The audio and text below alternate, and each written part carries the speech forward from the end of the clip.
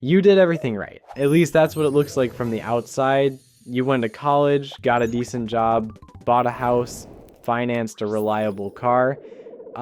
You've got health insurance through your employer and a 401k that you contribute to sometimes. You eat out on weekends, but nothing crazy. You take a vacation once a year, maybe twice if it's somewhere cheap. By every visible measure, you are solidly middle class. You made it. Ideas, but behind the scenes, there's this quiet tension that never goes away. You're not broke, but you're not building anything either. You're not in crisis, but you're not comfortable enough to stop worrying. You make good money, but somehow there's never enough left at the end of the month to feel like you're getting ahead. And every year you tell yourself, next year will be different. Next year I'll save more. Next year I'll invest. Next year I'll finally get ahead. But next year comes and it's the same story. Different calendar, same financial position. My name is Chris and I spend way too much time thinking about money, class, financial psychology, and why the middle class is simultaneously the most celebrated and most financially trapped group in America.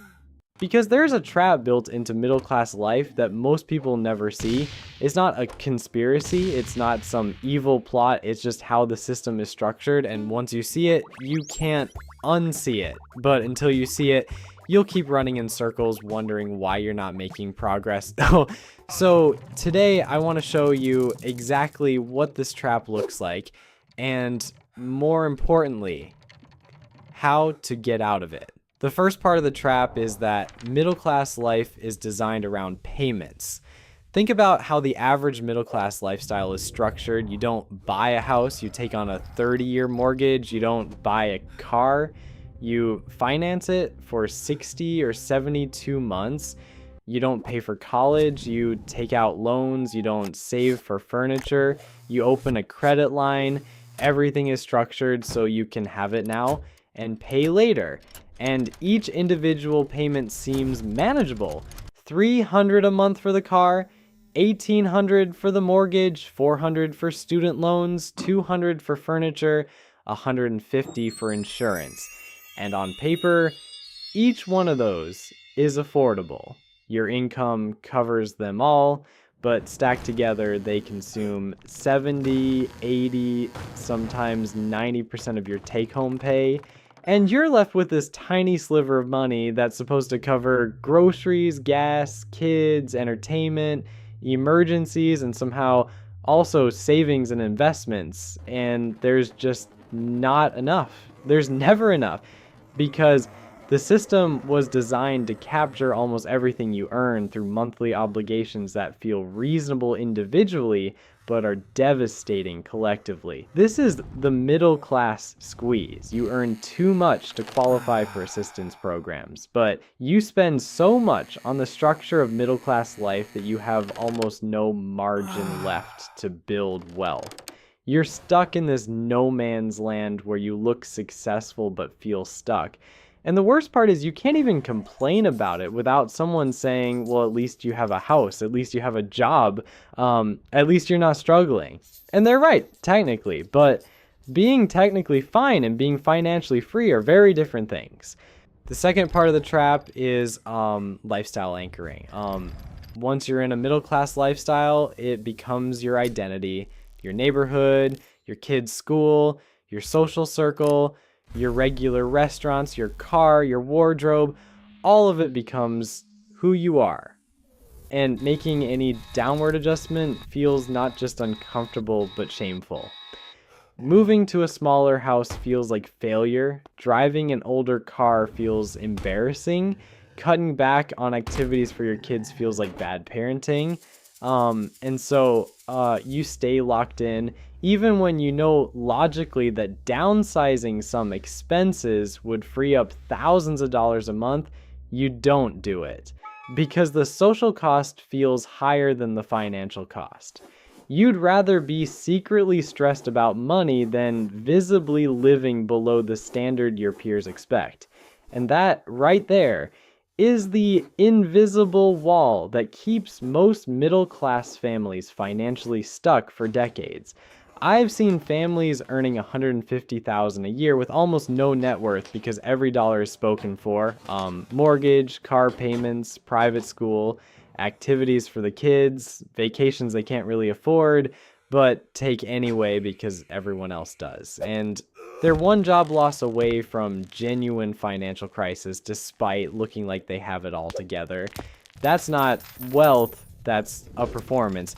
An expensive, exhausting performance that you can never stop putting on because the monthly payments never stop coming. The third part of the trap is the retirement illusion. Most middle-class workers have a 401k and they contribute just enough to get the employer match if they contribute at all. And they assume that's enough. They see the balance growing slowly and think, okay, I'm saving for retirement. I'll be fine.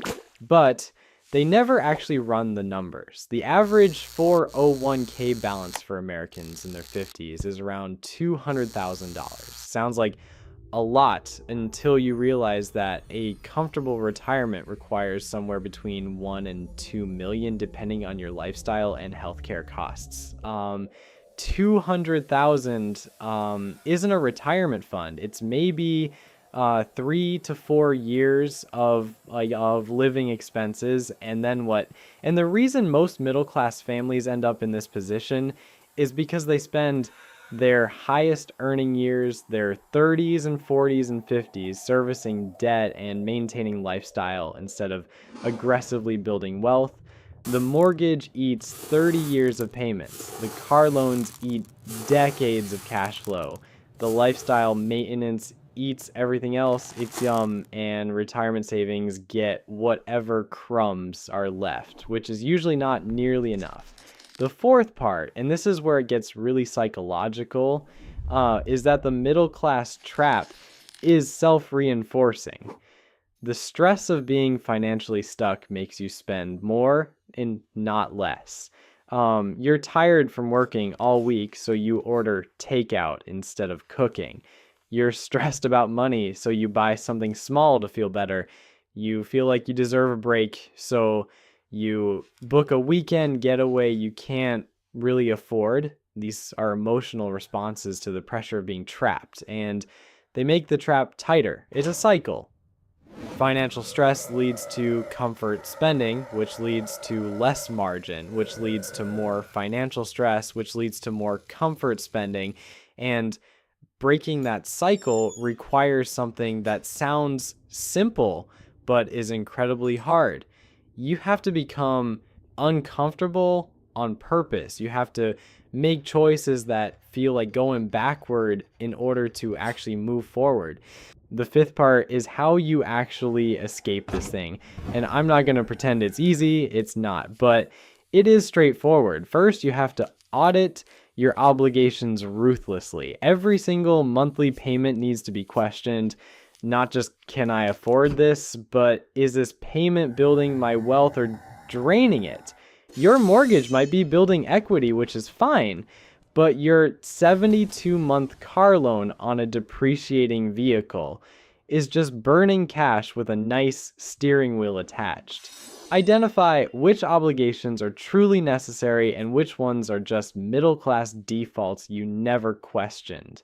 Second, attack the debts that are trapping you, not slowly, aggressively. The car loan, the credit card balance, the furniture financing. Like every one of those payments you eliminate frees up cash flow that can be redirected toward actual wealth building. The goal isn't to be debt-free for the sake of being debt-free. The goal is to reclaim your income from obligations that aren't serving your future. Third, resist the urge to upgrade. This is the hardest one. When you free up cash flow, your brain immediately wants to fill the space with something new, better car, bigger house, nicer vacation. Don't. Redirect that money into investments before your lifestyle has a chance to expand into it. Automate it. Make it invisible. Protect the gap between your income and your expenses like your future depends on it, because it does. Fourth, redefine what success looks like for you, independent of what your neighborhood or social circle thinks. Success isn't the biggest house on the block. It's being the family on the block that actually has financial freedom.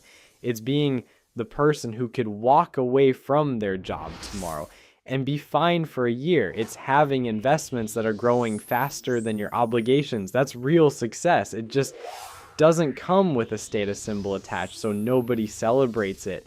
But you'll feel it, and it'll feel better than any car or kitchen renovation ever did. So if you're sitting in the middle class right now, feeling like you're doing everything right, but getting nowhere, I want you to know that feeling is valid. You're not imagining it. The trap is real, but it's not permanent. It's only permanent if you keep playing by the rules that created it. Change the rules. Question the defaults. Protect your margin. Build wealth on purpose instead of maintaining a lifestyle by accident. If this hit close to home, hit subscribe. I make videos like this every week about money, psychology, and escaping the financial patterns that keep good, hardworking people stuck. No judgment, no fluff, just real conversations. And if you want to learn why keeping all your savings in one account after $10,000 is one of the biggest mistakes you can make, go watch my video called Stop Saving Everything in One Account After $10,000. It breaks down exactly how to organize your money so it actually works for you instead of just sitting there. Connects directly to what we talked about today. Links right here on screen. Go watch it, and I'll see you over there.